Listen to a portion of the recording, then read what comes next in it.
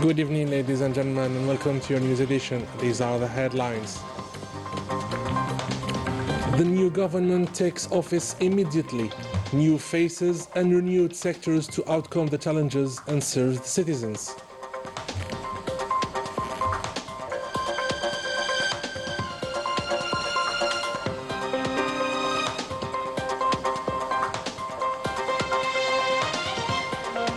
The continuation of the deep reforms and the promotion of the African economic integration, priorities discussed during the opening of the 2025-2026 parliamentary session.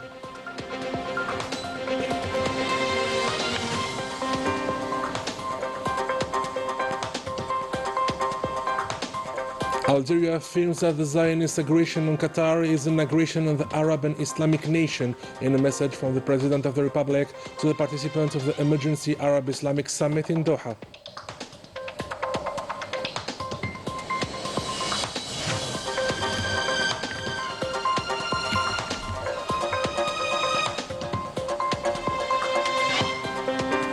And the Zionist entity continues its barbaric attacks on the innocent Palestinian people. Tens of deaths and injured were recorded in the last 24 hours. Welcome back. The Council of the Nation opened this Monday its ordinary parliamentary session 2025-2026 during a plenary session presided by Azouz Nasri, the President of the Council.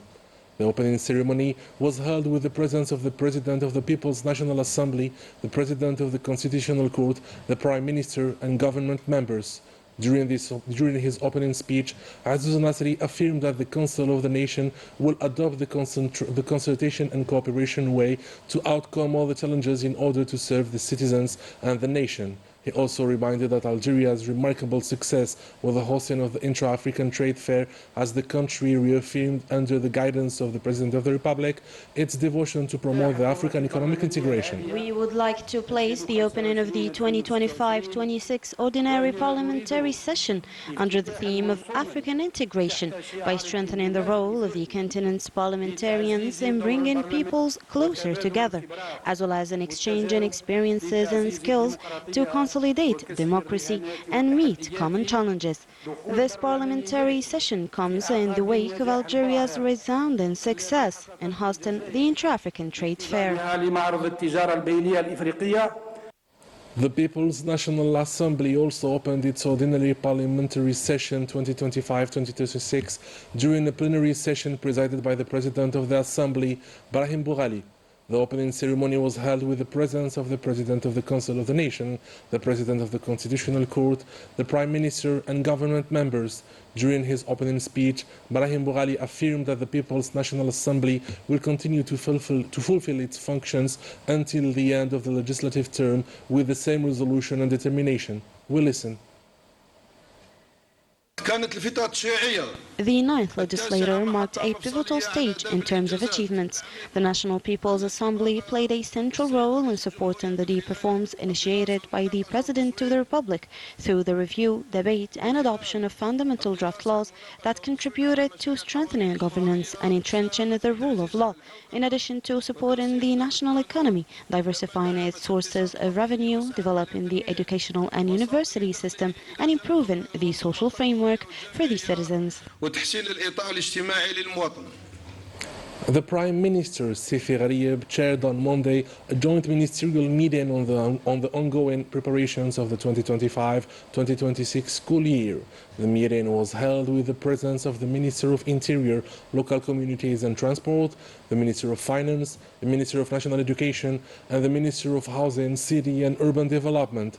It was the occasion to review the decisions taken to implement the instructions of the President of the Republic for a perfect preparation of the new school year at every level.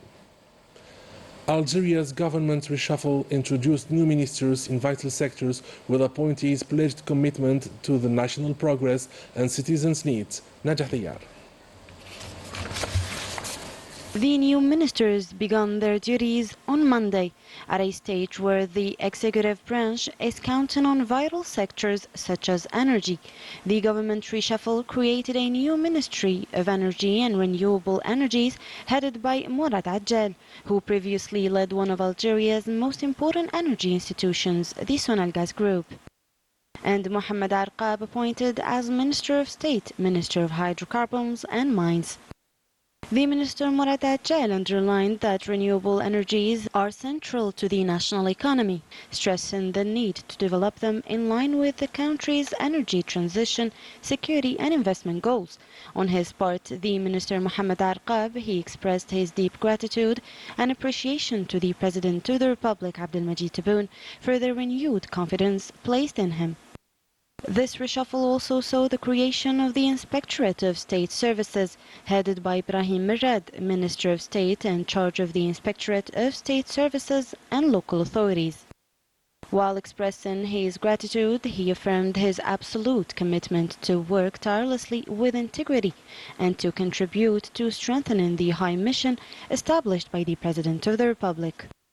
This reshuffle also integrated the Ministries of Interior, Local Authorities and Transport under the leadership of Said Sayoud, a heavy responsibility to manage two vital sectors directly linked to the citizens' needs. He stressed on the importance of maintaining a permanent relation between citizens and their administration and of reinforcing their trust through the combined efforts of all sectors. Coming from his position as head of the cardiology department at the Mustafa Pasha University Hospital, the Professor Mohammed Siddiq Ait Masoudan, one of the leading international experts, takes charge of the Ministry of Health. He affirmed that this appointment and the confidence of the President of the Republic represent a heavy responsibility which he pledged to fulfill with sincerity and devotion. From the upper chamber of the Parliament, where he served as a member of the Council of the Nation and the Pan-African Parliament, Abdelmalik Tashrif joins the government as Minister of Mujahideen and Rights Holders. He declared that he is merely a coordinator working with others in the interest of the country. The industry sector on which the national economy relies heavily receives new impetus with the appointment of Yahya Bashir as Minister of Industry, who previously managed one of Algeria's most important strategic industrial groups, the Algerian Cement Group, JICA. He stressed his determination to continue contributing to the successful course Algeria has embarked upon. The new cabinet also includes women with distinguished careers. Amal Abdellatif, a prominent administrative figure in the finance sector, was appointed Minister of Domestic Trade and Market Regulation. She emphasized that the sector she now leads represents a key pillar of economic diversification and affirmed her commitment to apply all her expertise to ensure its success. The housing sector once again proves itself as a driver of development. Mohammed Tariq Bilaribi retains his portfolio as Minister of Housing, Urbanism and the City, with the added responsibility of urban planning.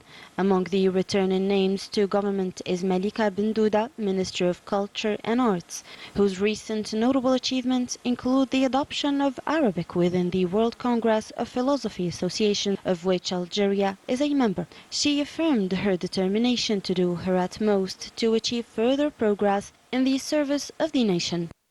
Another vital sector, communication, attracted a new prominent name, the Professor Zuhair Bouamama, former advisor to the President of the Republic in charge of political affairs, youth, civil society and political parties, and he expressed his gratitude to the President and pledged to fulfill his duties by improving the sector and responding to the citizens' needs.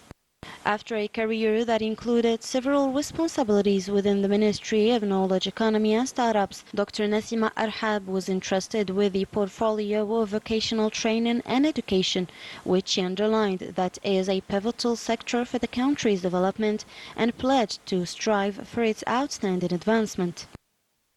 The new cabinet also brought in several governors from local authorities to assume ministerial responsibilities, who conveyed their profound gratitude to the President of the Republic for entrusting them with such an honorable responsibility.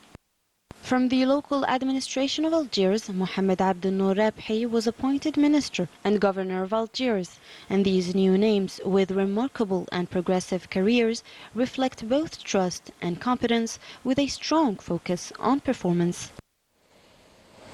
In government reshuffle designed to inject fresh energy into the executive, several ministers have taken on new portfolios, pledging to pursue for reforms, strengthen performance, and respond to the country's pressing socio-economic priorities. Details with Daniel Bahri. In a move reflecting a new dynamic aimed at continuing the path and improving performance in vital sectors, several ministers within the government transitioned to different ministerial portfolios.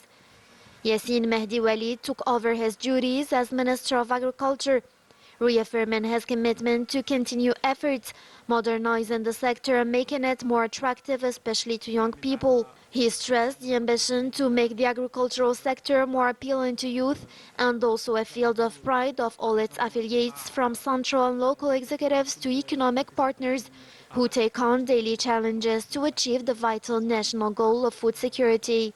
The Minister of Labour, Abdelhak Saihi, confirmed his readiness to continue the mission with the required level of performance after assuming his new responsibilities as Minister of Labour.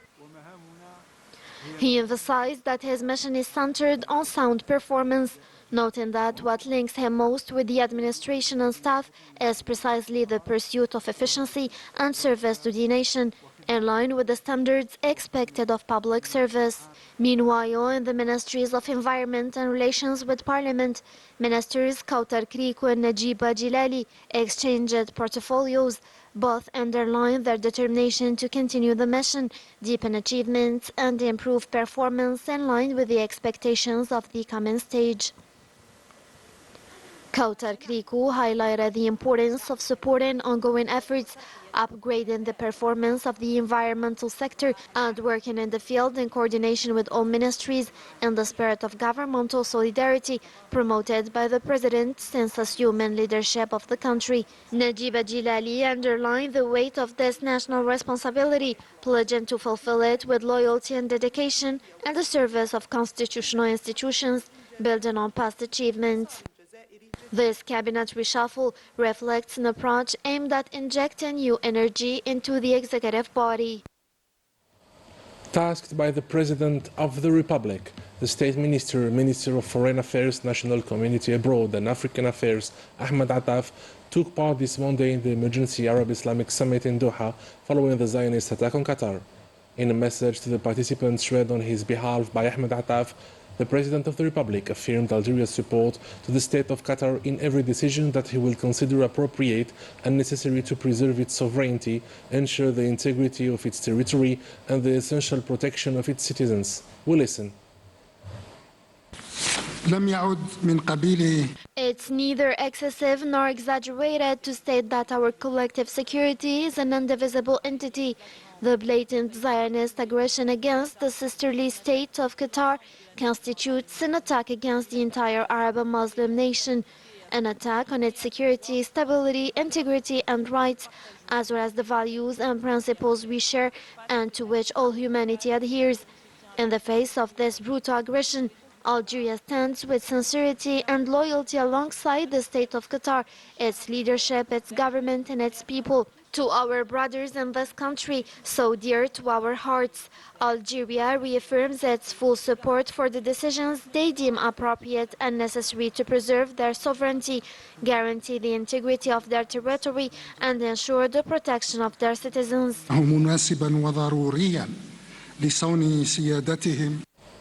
In his message, the President of the Republic reminded that the Security Council met lately upon Algeria's request to examine the Zionist aggression against Qatar, highlighting on this occasion that the occupiers' arrogance and tyranny have no limits. We listen. 2 days ago, the Security Council met at the request of Algeria with the support of a large number of brotherly and friendly countries to examine the Zionist aggression against this brotherly state. This meeting was marked by remarkable solidarity and deep compassion expressed in favor of Qatar by all members. The international community is no longer silent, weak-willed or reserved in the face of the actions of the Zionist occupier. On the contrary, its vast majority is now convinced that there is no other way than sanction against those who believe themselves to be above the rules.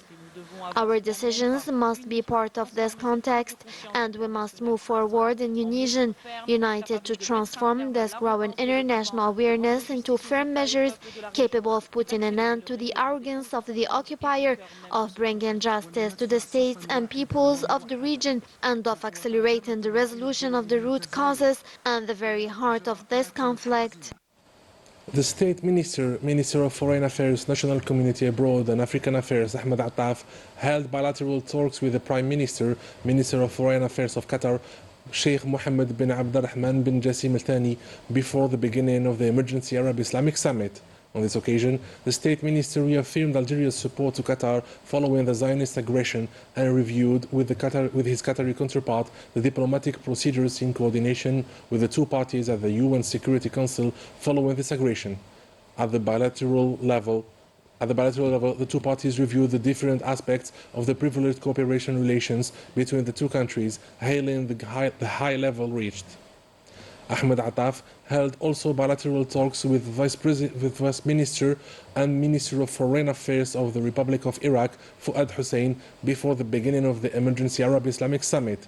It was the occasion to review the historical cooperation relations between Algeria and Iraq and examine the dangerous developments in the Middle East in the context of the genocide against the Palestinian people and the Zionist attacks against the countries of the region. And the genocide is still ongoing in Palestine. Another bloodbath occurred on Monday at dawn as the Zionist forces targeted several neighborhoods in Gaza and Khan Yunis, thus killing 28 civilians and injuring tens of others. The Palestinians have no other choice than displacement. They work during the day and sleep in the streets at night. And with this, we come to the end of our edition. Ladies and gentlemen, thank you for being with us. Have a good night.